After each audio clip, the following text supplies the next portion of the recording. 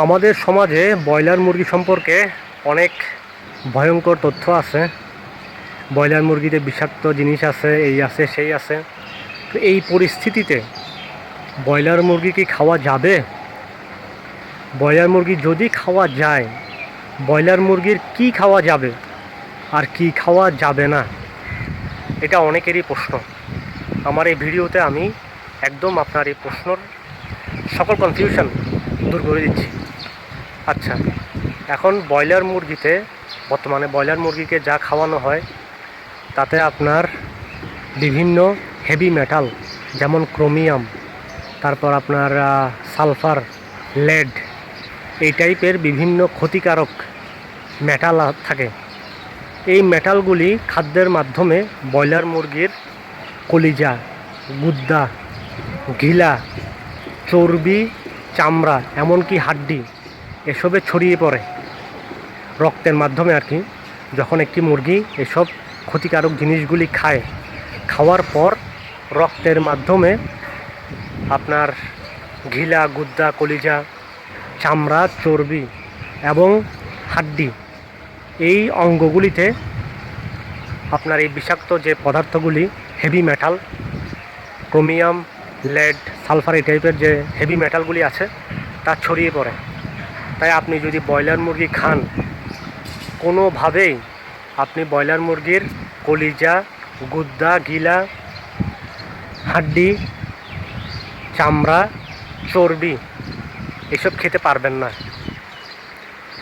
এখন আপনার মনে প্রশ্ন জাগতে পারে, তাহলে ভাই খাবোটা কি আর বাকি আছেটা কি?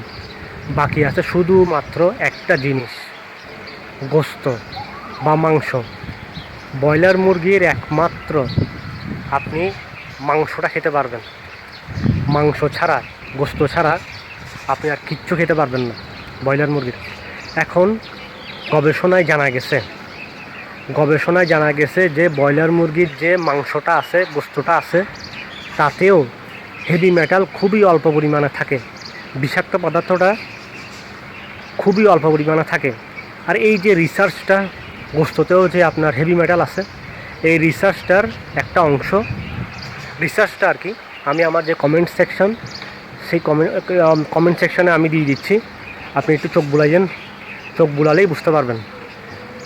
মানে আপনি যে মাংসটা খাবেন, ব্রয়লার মুরগির একমাত্র খাদ্যযোগ্য যে জিনিসটা, সেটাও আপনার খাওয়ার সময় কিছুটা সমস্যা হবে।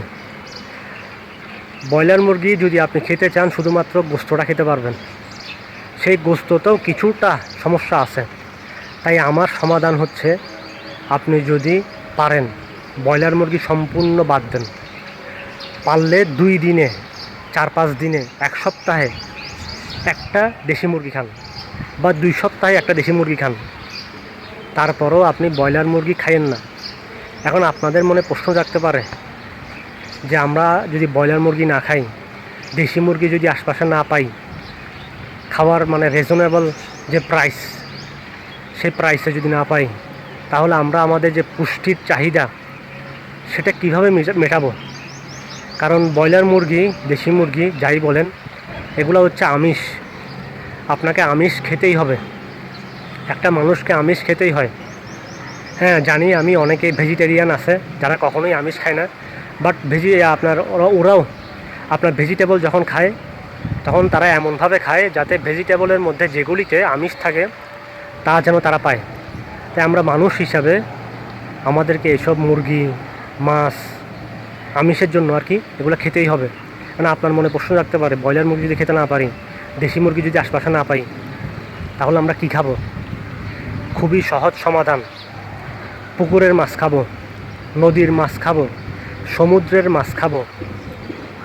আমরা মাসে একবার বা 3-4 সপ্তাহে একবার গরুর গোশত খেতে পারি, হাঁস খেতে পারি, বাড়িতে পালা হাঁস, তারপর দেশি মুরগি, এগুলি আমরা খেতে পারি। ব্রয়লার মুরগি খাওয়ার আমাদের কোনো দরকার নাই। আপনি ব্রয়লার মুরগি না খেয়ে পুকুরের মাছ, নদীর মাছ, সমুদ্রের মাছ খান, 2 সপ্তাহে একবার দেশি মুরগি খান, মাসে একবার গরু গোশত খান, বা 2 সপ্তাহে একবার গরু গোশত খান। ব্রয়লার মুরগি খাওয়ার আপনার কোনো দরকার নাই। ব্রয়লার মুরগি যদি পারেন অ্যাভয়েড করেন। আর যদি খেতেই হয় ব্রয়লার মুরগি, তাহলে শুধু এবং শুধুমাত্র গোস্তটা খেতে পারবেন, বাকি সব বাদ, বাকি সব বাদ, কিচ্ছু করার নাই। রিসার্চে আছে আপনার ব্রয়লার মুরগির যে খাদ্য, সেই খাদ্যে হেভি মেটাল থাকে, বিভিন্ন অঙ্গ প্রত্যঙ্গে হেভি মেটালগুলি এই খাদ্যের মাধ্যমে যায়। তাই আপনার কিচ্ছু করার নাই, আপনি ব্রয়লার মুরগি খেতে পারবেন না। যদি খান তাহলে শুধুমাত্র গোস্তটা খেতে পারবেন, আর কিচ্ছু খেতে পারবেন না। এই হচ্ছে আমাদের বর্তমান অবস্থা ব্রয়লার মুরগির।